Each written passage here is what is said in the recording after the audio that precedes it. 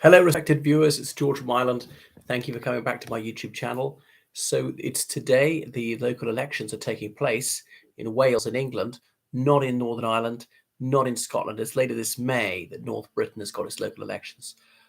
Elections and referenda in the United Kingdom always take place on a Thursday.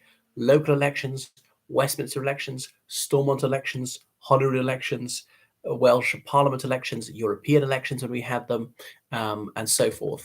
Okay, so that goes back to 1918. There's always been a Thursday. So there are 230 local councils which have got elections going on. Is very complicated when it's a unitary authority or is it an urban district council and so on. You know, your county council or your borough council, as it's commonly called. So it's a 4-year cycle.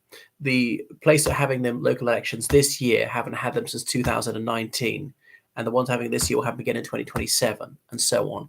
If you had local elections last year, 2022, you won't have them again until 2026. There are local elections every single year, but each area will only have it once every 4 years if you follow. So for local elections, each whatever local authority is divided into wards.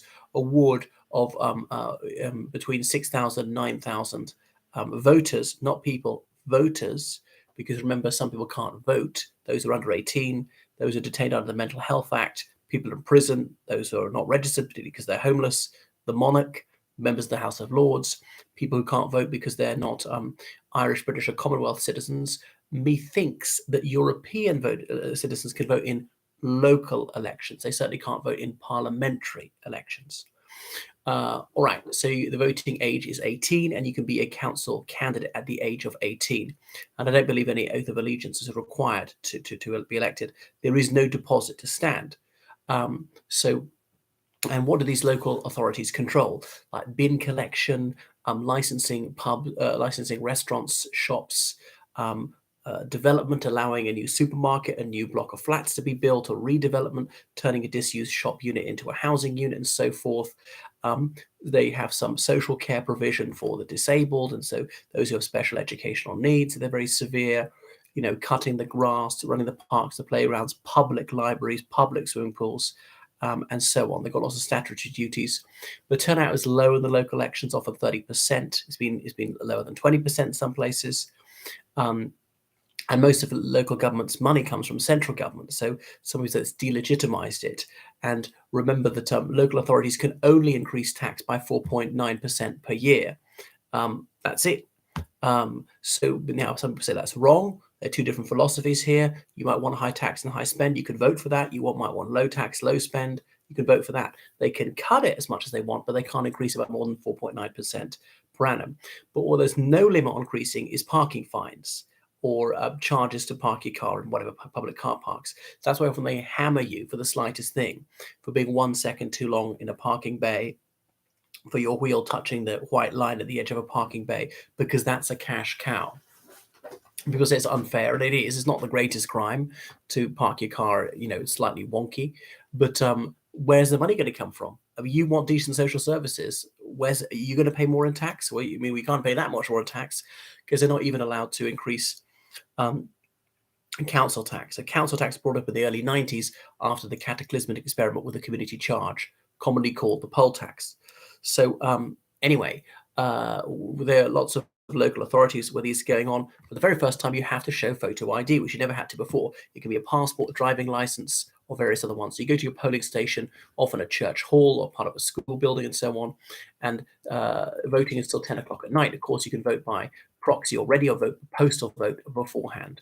So find your polling station, you've been sent your polling card, and you must go to the polling card you were told to go to. And you weren't actually required to show it. You used to say your name, they cross off your name, but someone could steal your identity and use it instead. Remember, there are 22 different forms of identification you can use. And the polling station, an older or disabled person's bus pass, an Oyster 60 plus card, and so on.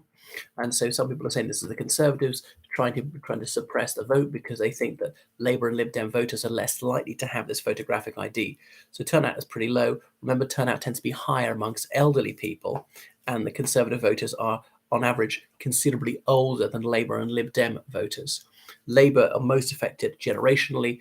Amongst Lib Dems, age is a relatively small determinant of your likelihood to vote Liberal Democrat. It's level of education, which hugely impacts the chance you vote Lib Dem. If you've got no GCSEs, so the chance you vote Lib Dem is about 4%. If you've got a PhD, the chance you'll vote Lib Dem is about 14%. All right. So if you're having control for age, it doesn't really make very much difference. So a ward has got 2 councillors or 3 councillors, dependent on population. If it's closer to 6,000 voters, it will have 2 councillors. If it's closer to 9,000 voters, it'll have 3 councillors. So you'll have as many votes as there are councillors to be elected. In a 2-seater ward, you'll have 2 votes. You have the ballot paper, the name of the candidates, and their ballot paper description. The ballot paper description is the name of the party: Green Party, Conservative Party, Labour Party, Liberal Democrat, or indeed Independent. Now, you could use both the same party, vote Green, Green, or you could use for 2 different parties, Liberal Democrat, Labour, or you can vote for one Conservative and not use the other vote at all, not vote for the other Conservative candidate.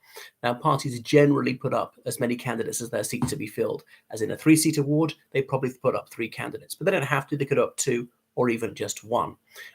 So that's the way local elections go. The vote will be all at 10 o'clock. They'll count it, and they'll start announcing results probably tomorrow morning. And remember, in Northern Ireland, they're holding their elections on the 18th of May. So you have to bring your you can bring your own pen and pencil if you want to. You can tell people how you vote. You can bring your kids with you in there. And if you're disabled, you might need someone who your assistant, and he or she can come with you. Okay, so no selfies, no photos to be taken in there. Don't talk about politics to the polling clerks and so on, and they won't display anything or show any partiality. They're often tellers right outside from the party saying, "So, hello, may I ask who you voted for? May I ask your name? You're telling us," because they did get out the vote. Ooh, she said she'll vote for us. She hasn't voted for us. Get someone to go and knock on a door, phone, or whatever. Encourage them to actually do it. So a lot of it is decided about turnout, as in people who actually vote. Now, it looks like Labour's going to run away with this one, win by something like 17 points. But remember, opinion polls consistently overrate Labour because Labour's vote is soft, and people who are Labour inclined have much poorer turnout. And the opinion polls, they inevitably underrate the Conservative Party because it's quite good at turnout. There's a timid Tory factor. People embarrassed to admit they vote Conservative because they're told, "Oh, you're greedy, capitalist, fascist, racist, old-fashioned," or whatever. So that's why Labour, they'll win, but not by 17 points, maybe more like 13 points, which is still winning handily.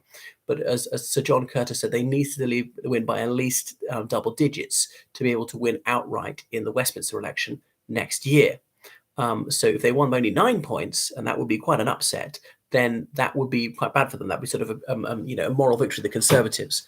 After 13 years in office and mid-term, you'd expect the Conservatives to be behind in the polls, but they are well behind. And obviously, things have gone wrong. There've been strikes. Inflation is going on. Is very obstinate. I was told last summer that the inflation was going to come down in 2023. There's no sign of it. There are all sorts of problems. Some Conservative successes on the foreign policy front. No local elections about to be about local issues. Should we build a new public pool? What about this park? Have we licensed too many fast food restaurants or whatever? But often people aren't really looking at that. To some extent, they're looking at national issues. So that's what's going on in the local elections right now. So people are bringing their dogs to the polling station sometimes. So you can put your ballot paper in your ballot box if you've not voted by post ready. So there are up to 8,000 seats up for grabs. 3,366 of them defended by the Conservatives, 2,100 or so by Labour, 1,200 by Liberal Democrats, and almost 1,000 by Independents. There are 240 by the Greens, 112 by residents' associations, 25 by UKIP, only 4 by Reform UK, 2 by the Liberal Party, not Liberal Democrats, Liberal Party, and 2 by the Yorkshire Party. So Conservatives are set to lose about 1,000 of those, but actually the Conservative Party strategy is always to dampen down expectations. Say they're going to lose 1,000 if they think they only lose 500. They only lose 500. Oh, not as bad as we thought. That's relatively successful for us. So anyway, that's why I think that Labour will win by about 13 percentage points. The Conservatives won't do as badly as forecast. Will still do badly, lose something like 600 seats. Right. Thank you so much. Goodbye.